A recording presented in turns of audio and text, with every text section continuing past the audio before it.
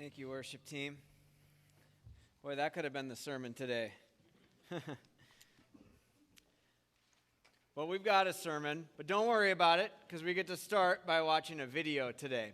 And I have to give a little background on this video. You know, last week I was talking about being at the wiener dog race at the Stampede game, right? And I thought, that's just unfortunate, because there's going to be some people here that will never experience a wiener dog race. And so I thought, how about we bring the wiener dog race here? All right, so you're going to get to experience this today. Although it's no Stampede race, I'm just going to have to tell you, this is more like the geriatric wiener dog race. Because this is when dear Ollie and Bella, our former dogs, were still alive. And one of the things that I've learned about dachshunds is that they love human food. But they love Culvers. And they'll fight through their arthritis and everything to chase after it. So on your marks, get set, roll that video.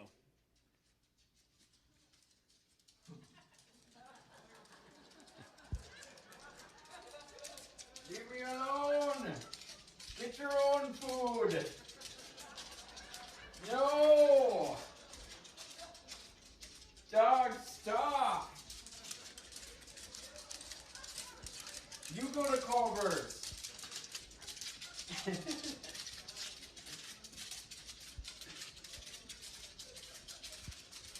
Poor Ollie can't even keep up.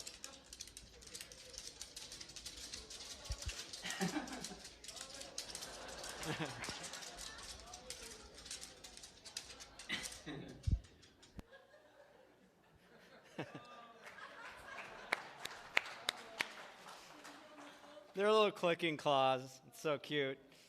But why do I show that video other than the fact that it's just funny? I don't post a lot of stuff on social media, and neither does Tracy, because our lives just are not that interesting, really, But when we watched that video, we thought, that's funny, and like you all, you can see it. Just like, what's funnier than watching old wiener dogs run after some chicken nuggets? And so we posted it online, and the thing that I was amazed by was how many views it got. I don't know, for me, it was a lot. Maybe for you, it's not that much, but there was almost 700 views just on my page alone. I'm not sure with Tracy's too, but there was quite a response to it. And even though I'm not motivated by social media and likes and all that sort of thing, I was kind of like, ooh.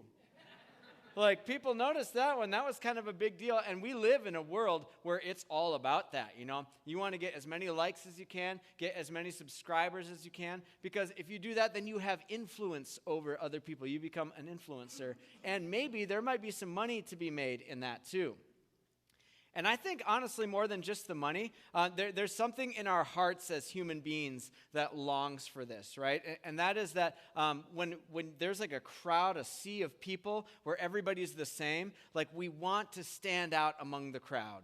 We want people to know and see a whole bunch of likes because it validates our identity. It says, you matter as a human being. And this is not something that's just new to our culture. This has been going on for years and years and years. And I think we even see this thing playing out in chapter 9 of Luke that we're going to be looking at for today. So we're going to look at verses 18 through 25. One day Jesus left the crowds to pray alone. Only his disciples were with him. And he asked them, "Who do people say I am?" "Well," they replied, "some say John the Baptist. Some say Elijah, and others say you're one of the ancient prophets risen from the dead." Then he asked them, "But who do you say I am?" Peter replied, "You are the Messiah, sent from God." Jesus warned his disciples not to tell anyone who he was. "The Son of Man must suffer many terrible things," he said. "He will be rejected by the elders, the leading priests, and the teachers of religious law. He will be killed, but on the third day he will be raised from the dead." Then he said to the crowd, "If any of you wants to be my follower, you must give up your own way, take up your cross daily, and follow me. If you try to hang on to your life, you will lose it. But if you give up your life for my sake, you will save it. And what do you benefit if you gain the whole world, but are yourself lost or destroyed. In chapter 9, the disciples play a pretty prominent role in Luke's version of the Jesus story. And if you think about it, the disciples, they were plucked from obscurity, right? They were fishermen. They were even scumbag tax collectors. These were nobodies, right? And here's this Jesus who has this ministry, this rabbi that's just going viral. I mean, he is an influencer of influencers, and everybody wants to be around him. They like his ministry. And then imagine him coming up to you, ordinary fisherman, tax collector person, and saying, I want you to be in my inner circle. I mean, that'd be like if the lead singer of like a famous rock band said, I want you to be up on stage with me in the band. Like, can you imagine how good that would feel? And like other people would probably feel maybe a little bit envious of the disciples. Like, man, that's so cool that you get to hang out with him. Like, what's it like behind closed doors? What kind of things do you guys talk about? And it would have been kind of a prideful thing maybe. But then Jesus, like to take it even further, says, you know all that cool stuff that I've been doing that you've been watching me do? Now I'm going to give you the power and the authority to do those things. You're going to be the ones to go and to cast out the demons. You're going to be the ones to go and to heal people. And they did. And can you imagine, like, if your little kid was healed by that person, like, you'd probably want to be like that woman who washed Jesus' feet with her hair and her tears and the perfume, because, like, these people have done such important things for you. Imagine the ego trip that would have triggered in the hearts of these disciples. Another time, like there's the feeding of the 5,000 in chapter 9, Jesus says, you give them something to eat. So they got to be the ones that took all the baskets of this food and bring it out to the people and like turned these little scraps of food into an all-you-can-eat buffet. And I'm sure people are seeing this and going, my goodness, like how are these disciples doing this? They're in awe of what these disciples are doing. And then we bring into the light what the disciples thought that they knew all along, but they never really actually said out loud until this section here. Jesus is talking with his disciples. He pulls them aside one time and says, so what's the word on the street? What are people saying about me? And they say, well, I've heard some rumors. Some people think that you're John the Baptist come back from the dead. Some people think that you're Elijah. Some people think that you're one of the major prophets from our history come back from the dead. And Jesus says, okay, I hear you. But you guys have been hanging out with me for a while. Who do you say that I am? And I just imagine Peter at this point being giddy, you know. Because think about what the disciples have seen so far. They've seen the authority that this guy has. I mean, he's not quite the Messiah that you would expect or the king that you would expect, but he's got power over things that we human beings are just completely vulnerable to. Like the elements, he can calm the storms. He can cure diseases. He's got power of the spiritual realm to cast out diseases. He's got power, or demons. He's got the power to calm the storms, to feed people with food, to do all these miraculous things. And even death doesn't have power over him. And so the disciples are like thinking that this has got to be the Messiah, right? I think we've known it all along. And it's like, I don't know if you've ever done this where you like pool your money together with some people at work and you buy a lottery ticket together. My guess is that they think that they've got that lottery ticket and now they see the numbers and they know that they've won. And nobody else does. And so they're celebrating this. And so Peter's like, you're the Messiah. You're the king. You're the anointed one that's sent from God that's going to come and liberate us from the Romans and do all the things that we hoped so that we Israelite people can finally be set free. This whole story that we've been longing for in our history is coming true. And can you imagine what that would feel like? Like if Jesus is the Messiah and then he conquers the Romans and sets the Israelites free and these disciples get to be in his inner circle. Like they're just telling themselves, like, imagine the tales people are going to tell about us. Imagine the songs that they're going to write about us. They've got these dreams, these fantasies playing out in their heads. And then Jesus does this bizarre thing. He tells them not to tell anybody, which is like, what's going on here? There's a fancy word for that scholars give the messianic secret. That, you know, like Jesus does this a lot where he kind of ends up downplaying it, which seems strange because, like, you'd think you would want to play that up, right? Like, you think you got a lot of influence now and likes and subscribers. Like, you let people know that you're the Messiah and what's going to be even bigger, right? But Jesus distances himself from that, and he chooses a less known title, the Son of Man, which is just, that's kind of obscure. What's he talking about there? And there's a whole reason for that. We don't have time to go into it. But whatever the case is, Jesus didn't see his kingly title, even though it was true. He really was the Messiah, as an opportunity to flex and to show people who's in charge and boss it, lord it over everybody. In fact, in the true kingdom of God, real power is found in giving up our lives for other people. And after Jesus warned his disciples not to tell anybody that he was the king, he goes on to say that he's going to suffer many things. And he's going to be rejected by their very own religious leaders. He's going to be crucified, but then he'd be raised on the third day. And Jesus doesn't only say that once in chapter 9. In another occasion, he slips that in again. And then we're told that the disciples were afraid to ask him about it. And I kind of wonder if it's because the disciples know that, like, if he's right about this, that means we left everything to follow this guy. We got this lottery ticket and it ain't worth a hill of beans, right?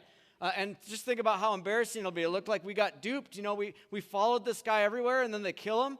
And we look like fools in front of everybody. And they don't want to think that. Like, no, that can't be true. So they just kind of like sweep it under the rug. And like ignorance is bliss kind of thing. But Jesus insists that if anybody wants to follow him and be his disciples, that they need to lay down their agendas and their lives and to follow Jesus the way that he calls them to. I'll make room for you to do whatever you want to, like we just sang about a little bit ago there. And that's just going to involve sacrifice. And it's going to involve discipline. And it's going to involve humility. And maybe even persecution.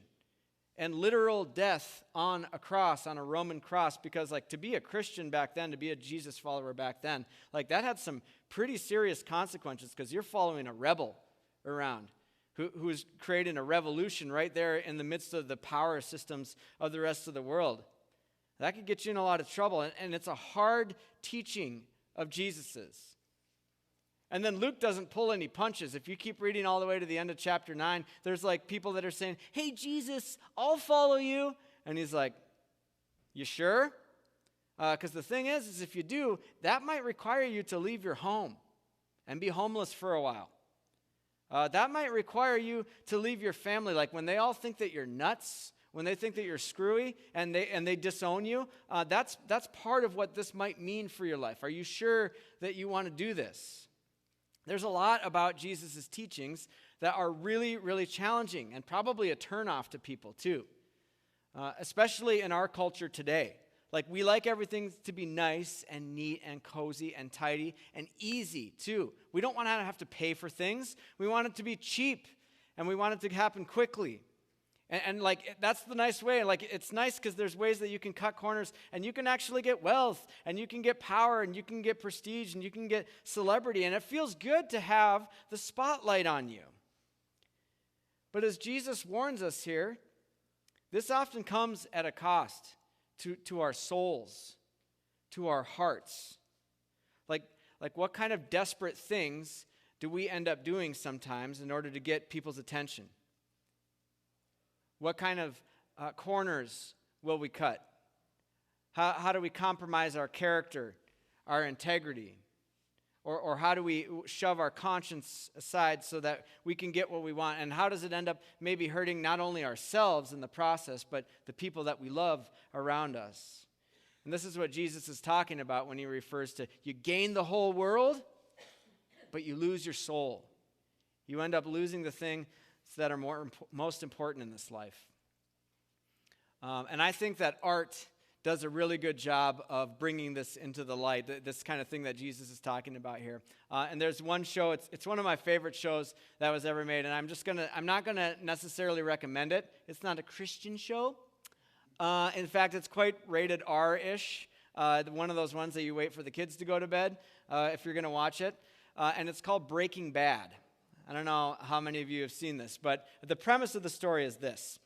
There's this guy named Walter White, and he is a high school chemistry teacher.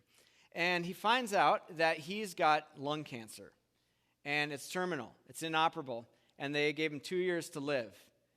And so he's looking at his job where, teachers, they don't get paid a whole lot. Like, what am I going to leave for my family? And his wife's job doesn't bring in a whole lot of money either. And so he's trying to figure out, how am I ever going to provide for this family? But he's too prideful to say anything about it, so he keeps it to himself. Well, one day, he is on a ride-along with his brother-in-law, who's a DEA agent. And they end up going to this meth lab house. And he's looking around, and he's seen all the contraband, and among that is a bag full of cash. And he says, how much money is in there, to his brother-in-law? And he says, I don't know, it's about $80,000. And he said, that's incredible. And his brother's like, that's not even all that much. Like, this is kind of a common, even like little bust here. And so Walter White's kind of filing all this stuff away, right? And then he's thinking to himself, like, I'm a chemist. Like, I could make meth. I'm seeing the way some of these punk kids are making it, and I could do a way better job than them. And so he decides, I'm just going to make a little bit, a teensy bit, and make enough money so that when I pass away, I've got something to leave for my family, because he's got a wife and a teenage boy and a daughter on the way too. And so he starts doing this, but the thing is he didn't just make any meth. He made the best meth that has ever existed in the world, all right? And the street market value of this stuff is just through the roof. Everybody wants it, right? Because it's like the purest stuff out there. And his plan was, I'm just going to make a little bit and leave, but it doesn't work that way, all right? When you start getting involved with these scary, creepy drug dealers and just the power and the violence that they use to intimidate you, you're kind of sucked into it. And so he wants to leave, but he can't. But eventually what he finds out is, he's actually pretty good at this. And he realizes that, as much as they try to intimidate me and scare me, they need me. And he starts to kind of grow in his confidence in the midst of all of this. And all of a sudden, he starts to be the one in control. And he even comes up with an alter ego, Heisenberg. He's like, say my name. Just kind of showing even these scary people that you don't talk down to them, that he can do that with them. And the thing is remember, he started out with good intentions. He wanted to provide for his dear family and to take care of them, even if it meant kind of doing something a little sketchy on the side. But it ended up taking control of his life. And I'm not giving away any secrets here. You can still watch the show. But as you can imagine, that's not good for the family. Things start to fall apart, and the family ends up dissolving and just getting hurt by this alternate lifestyle that he's been living in the midst of all of it. And this is exactly what Jesus is referring to when he says that you gain the whole world, but you end up losing the things that matter most in life. And hard as Jesus' way of laying down our lives seems in service to him, those of us who hang in there and those of us who stick with Jesus know that, no, this is actually the life that we've all been looking for. And it's true, you might have to give up on the bag of money. It's true, you might have to give up on all the celebrity and all the power and whatever it is that comes from seeking after worldly pleasures. But then when we trade them in for the real thing, we find out that this is the real deal. This is life. It's all about God, and it's all about other people. And this is the opposite. This is what Jesus meant when he said to lay down your life, to give up on that rat race, and to trust him, to do whatever he wants us to do. That there's actually life in that. And I kind of wonder, what would it be like if Walter White was just a committed disciple of Jesus in Breaking Bad? And then he gets the word that he's got an inoperable cancer, right? Instead of going and making meth, maybe he'd say, oh my goodness, I got to tell my family about this. Immediately, there's no lies. You just go and you say, here's what's going on. And maybe that he would have some humility too, and just be vulnerable and say to his worshiping community, I'm really concerned about my family. I don't know how I'm going to provide for them. And then they rally together and they take care of the family, right? And then even if he passes away, there's a whole community of people that are right there to rally around and take care of him. This is the life that Jesus is saying. I know that doesn't sound as Hollywood and cool, but man, it's life. And it might not play out so well in an HBO series, but maybe it would, okay? We'll get back to that in a little bit. In chapter 9, we see all sorts of snapshots of Jesus showing this life of just laying it down, And then he also shows, like, here's some examples of how to do it, and here's some examples not to do it. All of this is in chapter 9, so much packed in there. There's a lot of times where Jesus is going around, and the crowds of people are following him and his disciples everywhere, right? And in our culture, we'd be like, yeah, that's what I want. But Jesus and his disciples get away from the crowds. They're like, they can't get far enough away from them sometimes. And then, like when you're on vacation, and then, like, imagine if you're on vacation, a whole group of people, like, just barges into your place where you're staying with your family, and then they're, like, have all their needs. Like, you'd think that Jesus would be like, come on, you guys, I'm trying to get away here. But instead, he's patient with them.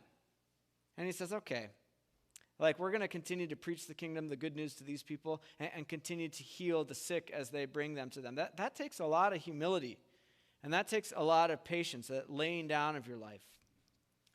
And then when Jesus at one point sends his disciples out to go do the things that he was doing, he wasn't like, all right, guys, check this out. You all get the keys to your own personal Lamborghini. And your license plate is going to have your name on it. And then when you go around, you're going to be dressed in the finest robes. You're going to have the best jewelry. I mean, you're going to be looking nice. And, when I started this ministry, it was pretty humble. I was in a stable, but not you guys. We're going to put you in the nicest, fanciest hotels that is in all of Jerusalem, all right? This is going to be impressive, and they're going to wine and dine you, and people are going to look at you, and they're going to say, wow, God's hand must be on that. What a successful ministry, right? No, Jesus doesn't say that. He's like, I'm sending you out. And you're going to go. Don't take anything with you. You can wear the clothes that you're wearing, but that's it. And then anywhere that you stay, you're just going to rely on the hospitality of the people that you're ministering to. Because Jesus understood something, that in the kingdom of heaven, there's only two ingredients. It's God and it's people. So you could be a homeless person and be a really efficient person in the kingdom of heaven and serving that role in the kingdom of heaven. I mean, there's 2 fish and 5 loaves of bread. It seems like that's not enough, but it is enough. It's actually more than enough. God can do anything if we're faithful in the midst of all of it. And then we see Jesus, too, not being motivated by the flashy titles.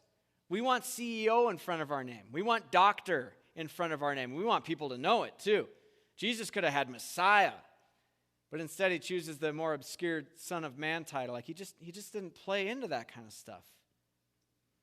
And then there's this scene called the Transfiguration. Maybe you've heard of this, when Jesus takes 3 of his disciples. They're kind of his tight-knit, close group, Peter, James, and John. And they go up onto a mountain. All of a sudden, at one point, Jesus' face is glowing. And his clothes are just like radiating this white light. And then Moses and Elijah are there with him, and the most important people in the history of the Israelite story. And as if that's not enough, then the voice of God comes booming from the clouds and says, "This is my son whom I'm chosen. Listen to him." Like, that's really impressive. And you know how many people saw it? 3.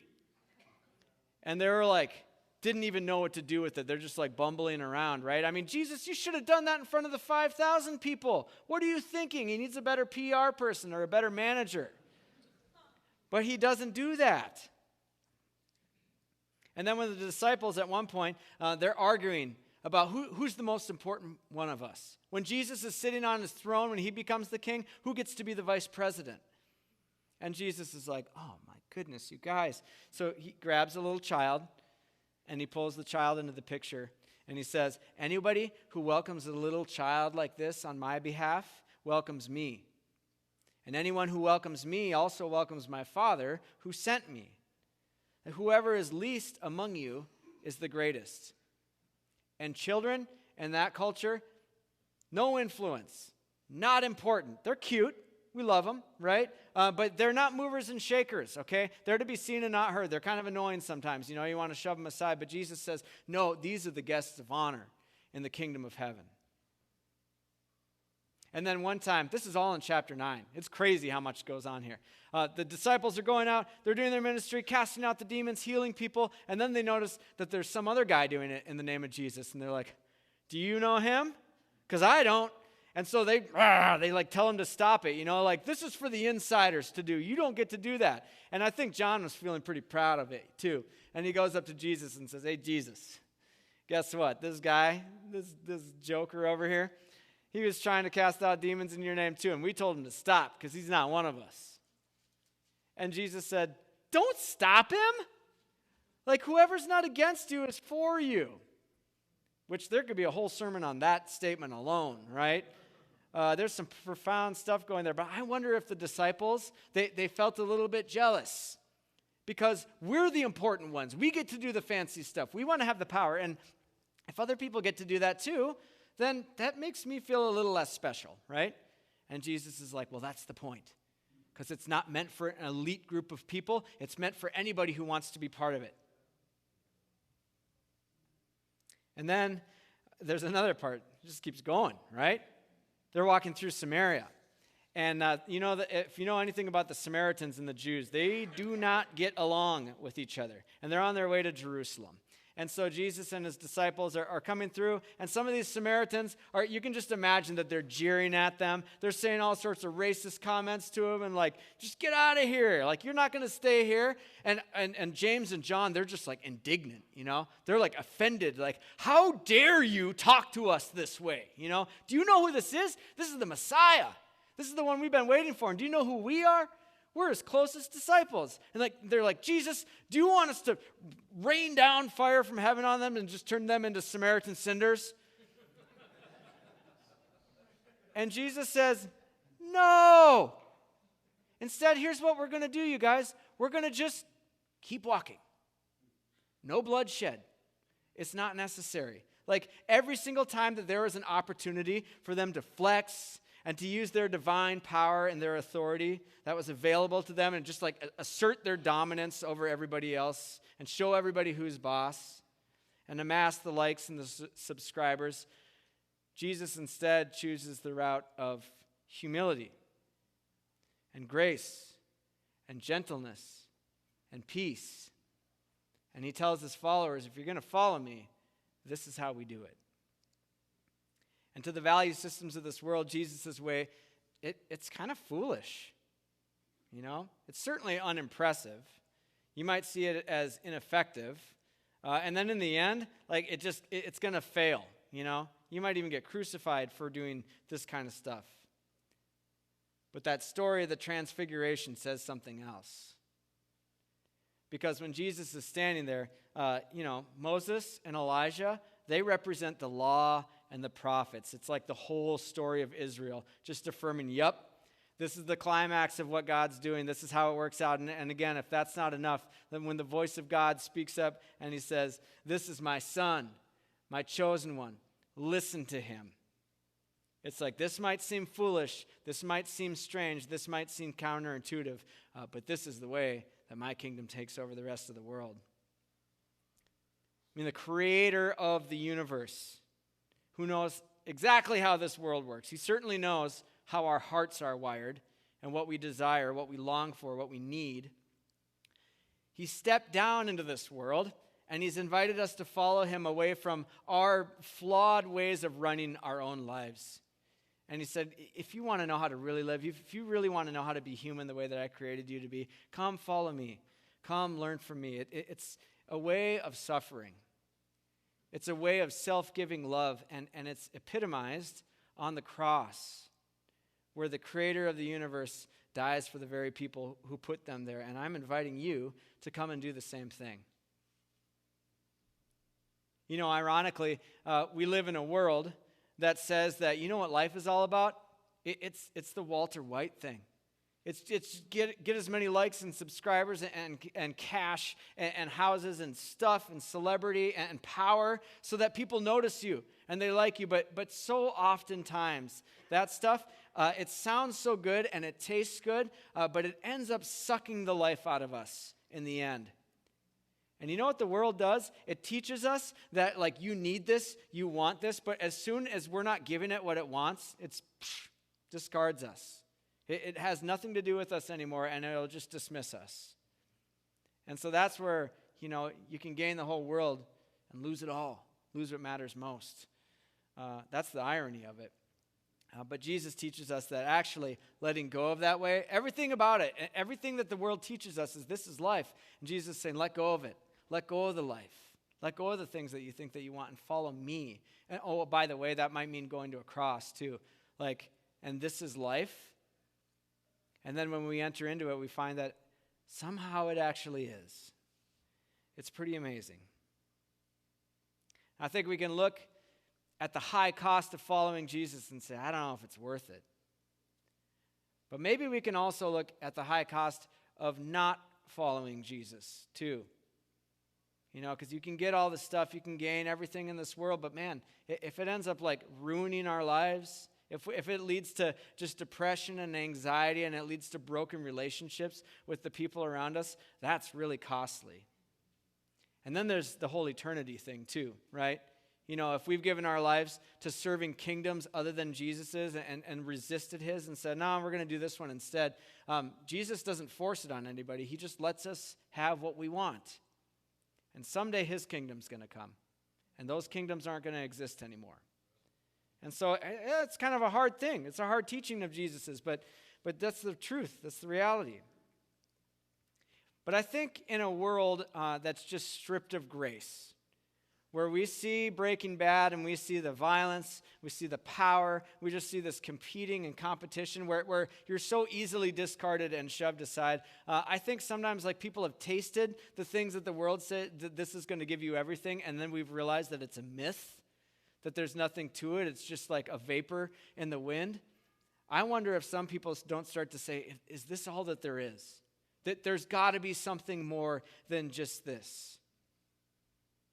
And I think our world craves that. We sense it in our souls because we're created in the image of God. He knows our hearts, right? And so one of the things that I thought was interesting is every time I see a show or a movie that I'm just enthralled with, like Breaking Bad, when I've finished it, which I've watched it through twice now, I have to watch interviews with the characters, with the people that played these roles, because it's how did you bring that character to life in such a compelling way that just speaks to your soul, And so I was listening to an interview with Bryan Cranston, who played Walter White. And he said something really interesting in this interview. He was talking about a show that he's currently in the midst of right now, and they're moving into season 2. And this is what he said in the interview. The first season ended in tragedy. Now we're exploring the world of grief and forgiveness. Are we still able to have that in our society? Some people will think that asking forgiveness or granting forgiveness is a weakness. I think it's a human strength. It will allow you to be with other people. If you can't say you're sorry, you will never be in a long-term relationship. And he stopped there. It was like one of those mic drop moments, right? And it was quiet on the set, and then all of a sudden everybody just bursts into applause because, that all that Hollywood, violence and the money and the drugs and everything that comes along with it, it's enticing and we like it, but there's something really profound about forgiveness and healing and reconciliation in relationships that are important to us, And forgiveness and apologizing, that's the way of the cross. That's the way of Jesus, because it takes immense humility for us to come to a place where I can go up and be vulnerable with someone and say, I wounded you. And I'm not making any excuses for it. It was my fault because I was scared and I was jealous and I was selfish or whatever it is there, That takes the power out of your hands, right? And it puts the ball in the other person's court. But now that person too, they got the reins of power. Because they could hold that over you and say, I'm never going to forgive you. You're always going to be in debt to me. But forgiveness is to release them of that and say, I forgive you. And then that broken relationship where there's a wedge there, it just comes together. And Jesus says, that's what I'm talking about. That's what it looks like to lay down your life. That's what it looks like to love the way of the cross. And it might look foolish, but that's how the kingdom breaks into the world. That's how I bring reconciliation and healing, not only between us and you all, but among you all too. This is the way that it works. But healing and forgiveness is hard. Or any of the ways that Jesus teaches us to live, of just considering the needs of others above your own, laying it down and giving it to other people. And I think sometimes we look at that and we hear Jesus' teachings, especially in the Gospels, and think, this is for like Navy SEAL Christians. Like, I can't do that kind of stuff. It's insane. Like, so I might as well just not even try. But just remember the people that Jesus was like, yep, that's what I'm looking for. They were nobodies. All right? I mean, they were like notorious sinners. They were tax collectors. They were ordinary fishermen. You could be demon-possessed, and you could belong to this thing. The only thing that Jesus asked is that we lay it all down and bend our knee to him and say, yeah, Jesus, I'm going to trust you. Like use my life. Do whatever you want to do with my life. And he says, that's the kind of stuff that I can work with. You can be a total flop, total failure. I'm so thankful that there's these stories of the disciples just blowing it over and over and over, and Jesus continuing to remain with them, because that's us, isn't it? Right? You don't need to be an elite. But the question is, are we up for it? Because he places his Spirit in us. He gives us the power to be able to do it, but it's a roller coaster ride to say yes to something like that. It's going to cost you your life. Will we surrender our lives daily to find the true life and all that we've been looking for? Because anything less than that is the relinquishing of all that really matters in this life, of our own lives, the lives of the people around us too.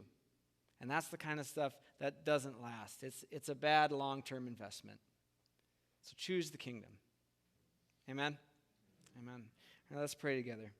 And if you need prayer over on the north wall, feel free to make your way over there. There'll be some people that would be happy to pray for you.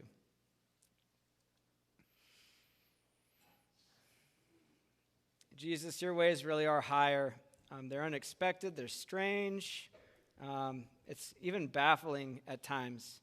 It doesn't make sense. It's inefficient. By our world standards, when we look at power and when we look at talent and people just being so amazing and then feeling so inadequate in the midst of celebrities and musicians and just all that happens in our culture, powerful, wealthy people.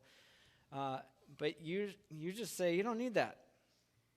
Anybody can belong to your kingdom. And so, Lord, help us to trust that. Help us to believe that. And Lord, I just pray if there's any part of us that's scared or nervous or feels unqualified or whatever it is, that we would be reminded of just your radical grace, your radical patience, your radical humility and your peace, your unwillingness to just rain down fire from heaven on us, but to be patient with us and to guide us and lead us in the way that leads to life. I pray, Lord, for all of us, anybody here who has been stuck in a rut that's leading away from you, that we would lay it all down, that we would choose your way, because our way only hurts us. It hurts the other people around us, and it just doesn't last, Lord. But you've given us freely of your grace and of the life of your kingdom, and it's beautiful, Lord. It's beautiful for us. It's beautiful for the world. So, Lord, help us to say yes to you daily, to carry our cross, as hard as it is, as challenging it is, and as awkward as it can be from situation to situation. It is the way that leads to life and life eternal. So we thank you, Lord, for welcoming us into that and not giving us what we deserve, but giving us grace and calling us your children.